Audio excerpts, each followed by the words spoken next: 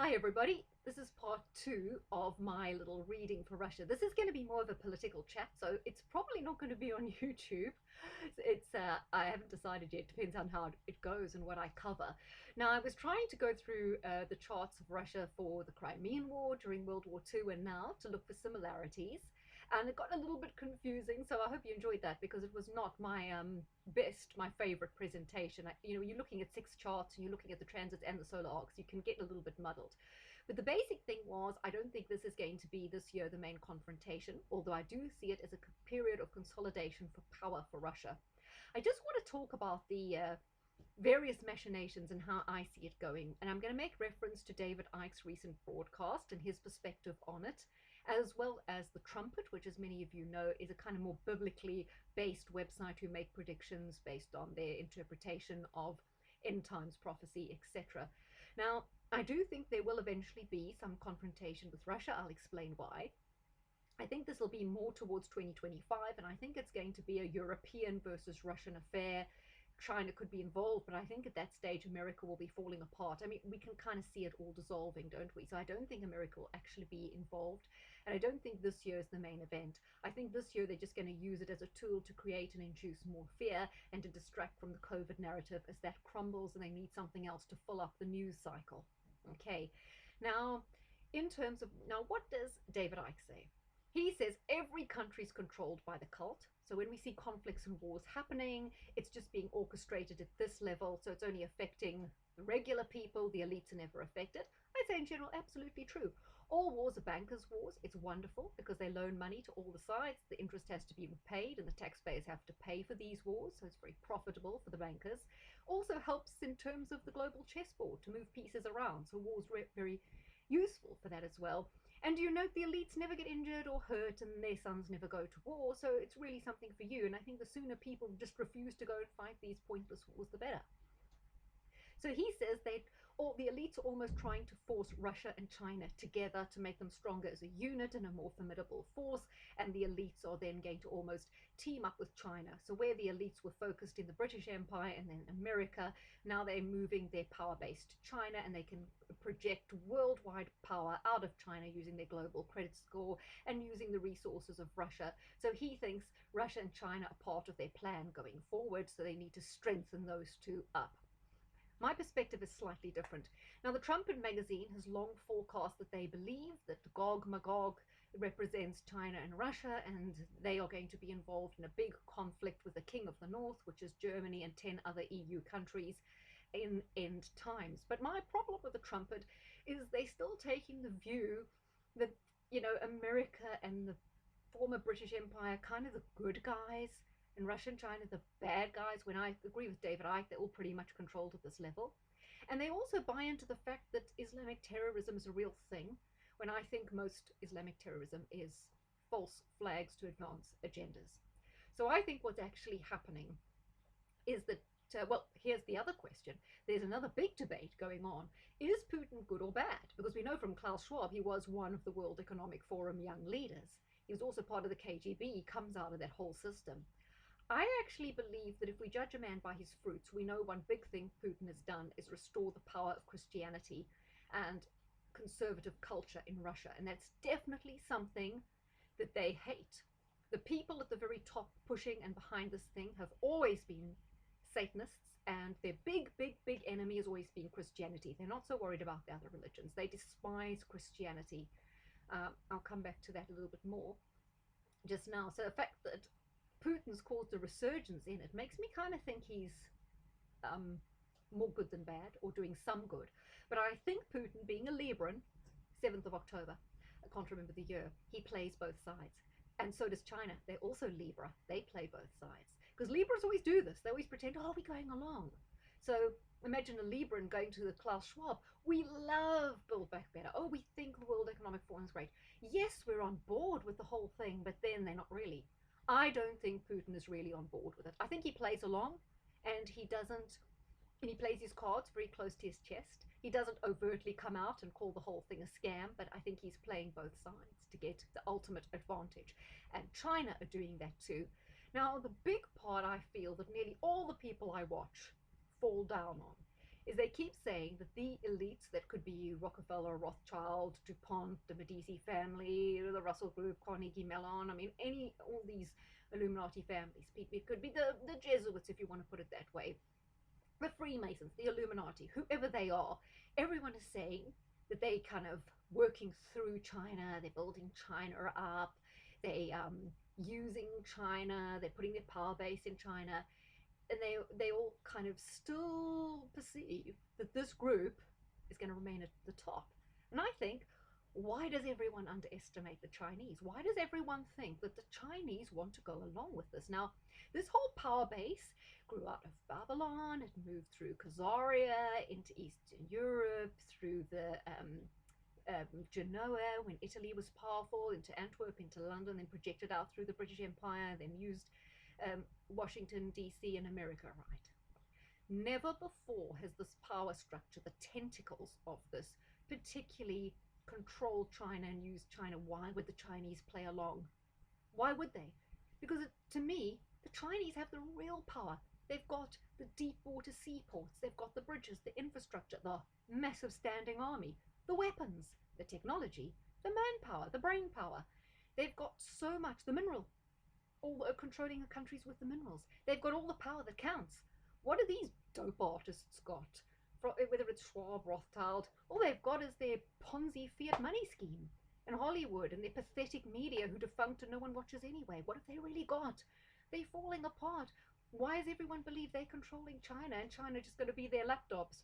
What if China say, hey ho, okay, we used you, you tried to use us, we used you, now goodbye. And I think at the end of the day, China will stick with Russia and they'll boot these people out and they'll take over. I don't say that's necessarily going to be a good thing for us at this level, but I think the days of those others are gone. I'm sorry. They're playing a trick with China and China see them. They see them. They're not fooled. So I think what the elites are trying to do by creating this conflict with China, with Russia, is to weaken the bond between China and Russia. They try to want to split those two off. So they want to cozy up to China, make conflict with Russia to weaken Russia, and then they've split those two off. So I think that's what they are trying to do. So I don't go along with this whole thing that, oh, they're going to make China their big buddies. I'm sure they'd like to. But as I say, at the end of the day, China's got way too much power. Now, just again to think about the ridiculousness of this chest pumping when it comes to Russia as far as the UK and America go. If you guys have listened a lot over the years to Mike Rivero of what really happened, you know the US Army is in a state of, it's a mess, it's in disrepair. Their F-35 suffocate the pilots. They are not effective fighting planes. Their great aircraft carriers are going to rack and ruin. The General Ford, which was the new one, developed a big hole in the hull on the very first trip out. Their equipment and everything's gone to rack and ruin. And I think Donald Trump talked a lot about that as well. Then if all the veterans, or the current people, not the veterans, have had the thing, and the ones who haven't have been thrown out, does this sound like an army that's ready to take on China? Then we have, in this country, for you Brits who've listened to UK Column, you know they've talked for years and years and years about how they haven't funded the armed services, how they've got rid of basically all the equipment. They've got a couple of nuclear submarines, I think, that they lease. I mean, they've got rid of they've decommissioned virtually everything. And I agree with when George Galloway said Russia could roll the UK over in 20 minutes. Sorry to say it, but it's a hard truth, and it would. There is no fighting force. They're not going to fight a war, which is a very dangerous thing, because with the UK and the US so depleted, and we know in NATO these other countries, apart from Greece, haven't been coughing up and expanding their military. So what are they going to have to resort to? Nuclear, because it's all they got left. Now, the other thing is people always say, they always expect the war in the future to be fought the same as the war in the past. That's why they're making a big deal about, oh, Russia's putting in tanks. Tanks are prehistoric. A new war won't be fought that way. There was a recent incident where Russia just cut off, I think they hacked into Lithuania's, or was it Estonia's, communications infrastructure, and decimated the country. I mean, Ukraine, a huge amount of grain and wheat comes from Ukraine and the southern Russian area. Cut that off, can starve us. What about the power? You mean to tell me now that the NATO, the European leaders in America, are so worried? Well, let's leave America out of this one. They're so worried about Putin's power, but they've handed him energy supremacy. with Nord Stream and the other gas pipelines, and this boneheaded country here in the UK have given up North Sea oil, and they're going to rely on this dicky green energy, which is intermittent, doesn't even work properly, and they're not going to, take advantage of all the natural resources and coal power fire stations. Everything's being phased out, so they are just handing total energy reliance onto Russia. All they have to do is switch it off. Do they need a tank? No, they need a switch. Off. Finish. Russia can literally turn the lights off in the rest of Europe. Okay, maybe a slight exaggeration, but really I'm on the right track, you got to say. And now they pumping their chest and flexing their muscle, right? No. They've handed Russia power, and now they expect us to think they're going to fight them. It's all smoke and mirrors. It's all rubbish.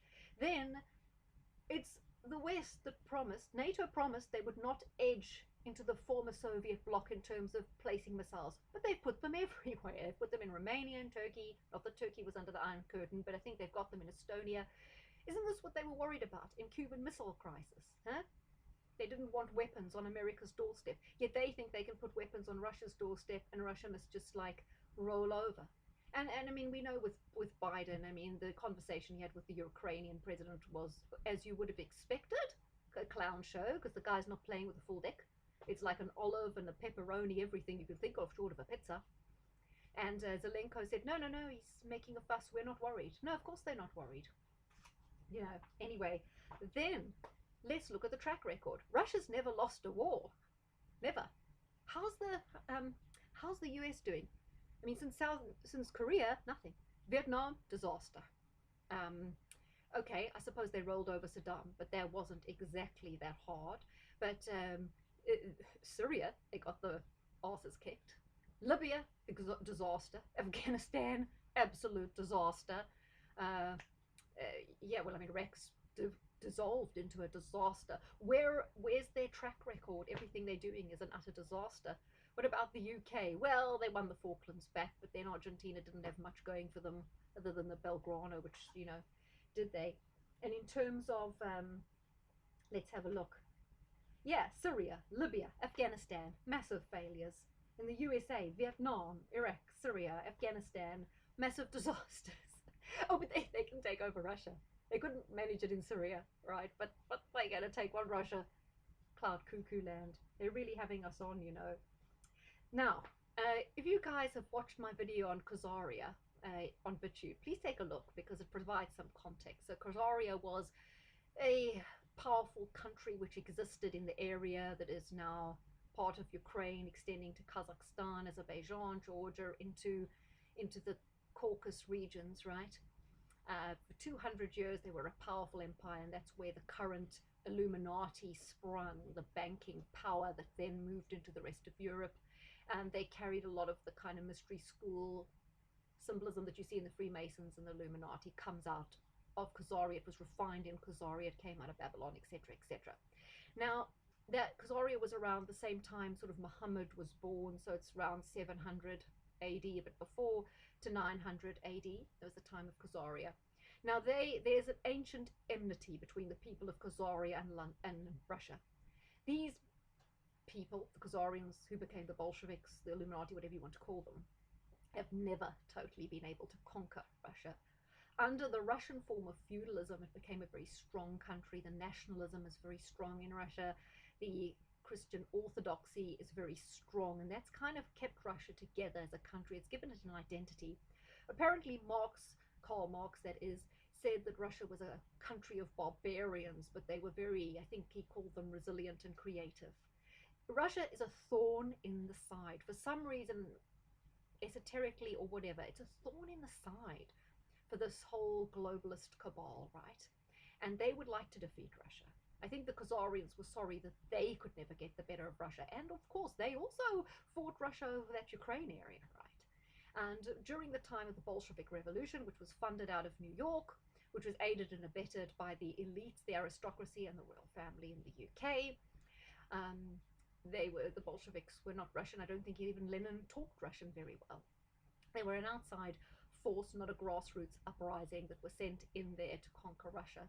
One of the outstanding features, outstanding in a bad way, of how what the Bolsheviks, particularly the Trotskyites, got up to in Russia was the brutal slaughter of Christians.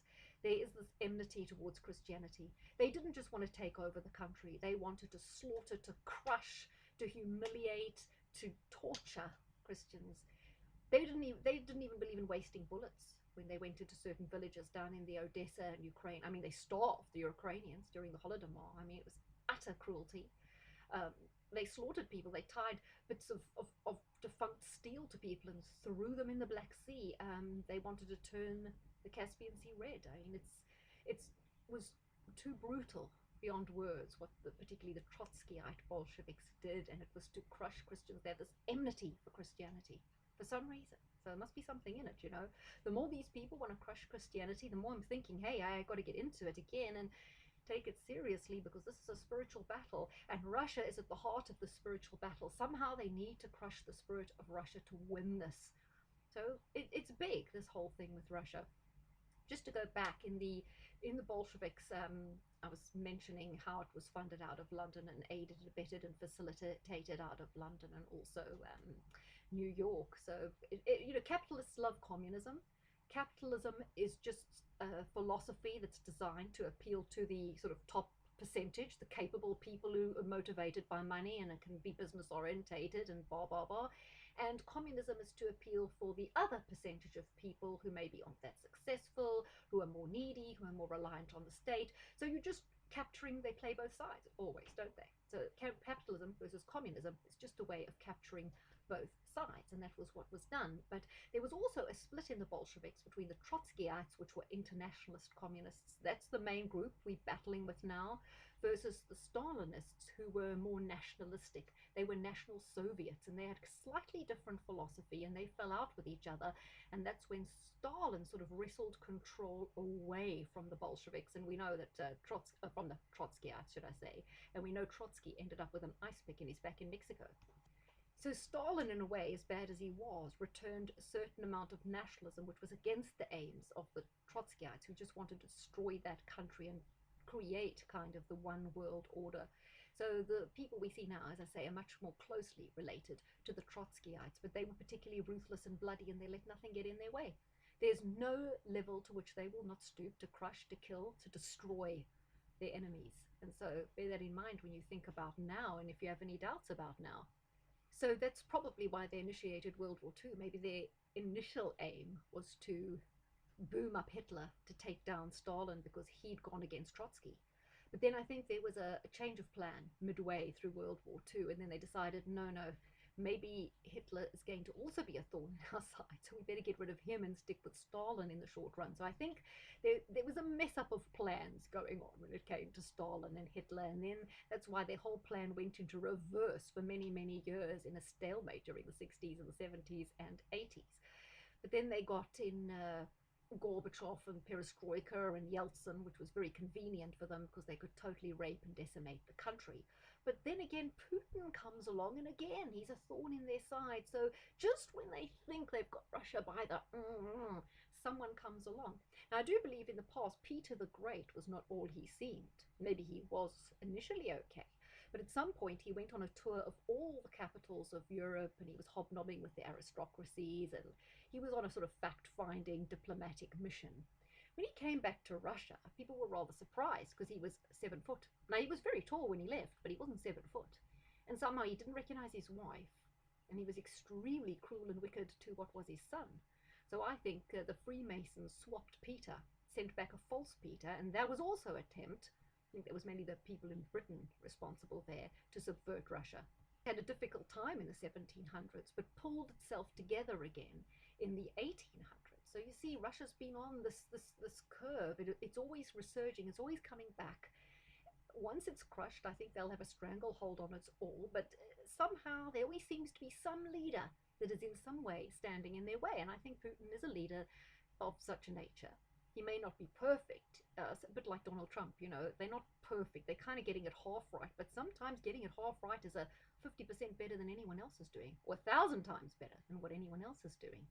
So something else I just want to talk about when it comes to Russia, the Soviet Union, and also it applies very much to what we see today. So In the Khazarian Empire, something they established and became very good at was having a dual government. Now we call it sort of deep state, but they called it the two governments. There was the government that was like the shop front, the shop window in people's face, and then there was the government who really knew what they were doing and could pull strings. So you got up front your PR people who deal the popular people who deal with the public, but behind the scenes are your people who know the ropes, who really control things, understand how things work, make things happen, and have their own agenda that they follow, their international Trotskyite communist agenda.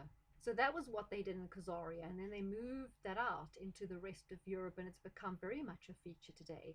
So while we see the Boris Johnsons, the Trudeaus, and the Bidens, who's really behind it? World Economic Forum, they're placing their people in key positions, right? For example, here's a World Economic Forum young leader, Devi Sridhar, you know, the one that Vernon Coleman cannot stand. She's from Oxford and she advises Nicola Sturgeon in terms of health policy, blah, blah, blah.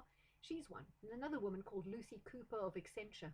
She's a young global leader here in the UK. So watch out for her. Probably crop up as an MP one day, be parachuted into a constituency and be our next leader. So another thing that they did was they always had two armies. One was mercenaries, and this worked very well for them. And what do we have? What did Stalin do? He released all the criminals, didn't he? And he used them to terrorize maybe the bourgeoisie, the middle classes, or people in general in order to cement his control. So the released criminals almost became like an army in Stalin's Russia. They were a tool to be used. And what do we see all over the West now? What's happening in San Francisco? Now you can steal up to $900 worth of stuff, no charges, nothing even happens to you. Encouraging what? Looting, which will make it impossible for small businesses to survive, right? What's happening here in the UK? Certain crimes hardly prosecuted at all. Look at like the rape gangs and all that sort of thing. Either very light sentences, most of it going totally under the radar. We can also see that with open borders, allowing all sorts of people, unvetted, unchecked, we don't even know who they are, what their agenda is, to come into the country. Or another way you can put it is there's no jobs for all these people. And there's no way all these people coming in are going to be facilitated by social services and handouts, because that all ends very, very soon. It was going to end in 2027, but Biden's policies mean that in terms of the whole social security healthcare pot, the public funds are going to run out by 2026, mid 2026. There's no money to feed these people if they can't get jobs, and bearing in mind they may not have skills or good English or be able to get a job. What are they going to do? They're going to resort to crime. So here's your criminal army that's going to be unleashed on the bourgeoisie, the middle class, the working class even, in order to destroy them, destroy the country. So here we see again this dual army working. You've got the supposed army that fight other countries, but then you've also got the irregular army that can perform a whole other role. And I'm sure whatever country you see, I mean, like in South Africa, it's totally lawless, right? And yeah, so you see these concepts of the dual government, your shadow government versus the upfront government, and the shadow government having all the real power, and the shadow government have no allegiance to any country. They're internationalists that move between borders. For them, there are no borders, right? Borders are only convenient when they want to shut us down with their COVID regs. And then the thing with the armies, I think it's happening in New York with all the, and it's happening across America with all the Soros-appointed judges who are not prosecuting, who are just letting people off, letting criminals off, right? That is your irregular army that's going to be used to terrorize the public. So it's very important to look back in history. Russia's extremely instructive.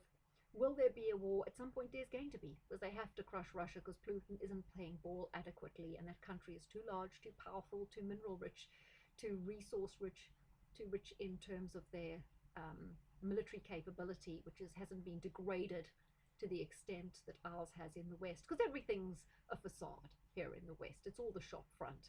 It's not what it is. But as I say, I don't think China and Russia will really play ball with them. Why should they? Why should the Chinese play ball with them? I think the Chinese might just turn around at the end and say, well, you know, you helped us, we helped you, but now we just gotta do it alone. We don't really need you. And it'll be like in James Bond, where they push a button and they'll just be sort of jettisoned off the chair. I hope you enjoyed this, because I do believe that I'm giving you something you're not going to get anywhere else. There's a little bit of history thrown in, a little bit of analysis. I am taking what other people say and putting my spin on it to give you all food for thought and something that you will enjoy. So I enjoyed this, and I want to talk more about Russia. And guys, I want to do the charts for all the different countries, but the problem is, I've got to earn my money as well doing the other, like the soft astrology things, the non-political. So I fit it in whenever I can. Thank you for your support, your terrific comments. Hope you all have a really good week.